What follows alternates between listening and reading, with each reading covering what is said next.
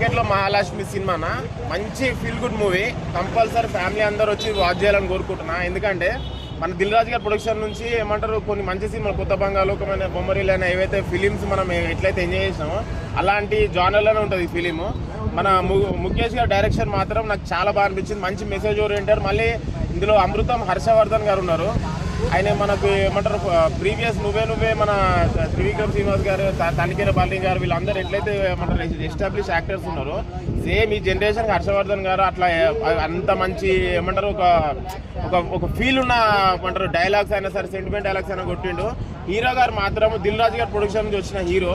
అరే నాకు గుసపెడతారా లేదా అనిపించింది. కానీ ఫస్ట్ నుంచి లాస్ట్ ఫ్రేమ్ వరకు మంచి యాక్టింగ్ పర్ఫార్మెన్స్, క్యారెక్టర్లో ఇన్వాల్వ్మెంట్ అయ్యి మంచిగా చేసిండు. ఈమె హీరోయిన్ ఏంద్రాబే అనుకున్న వాళ్ళకి ఆమె క్యారెక్టర్ తోటి ఇచ్చి పాటేసింది.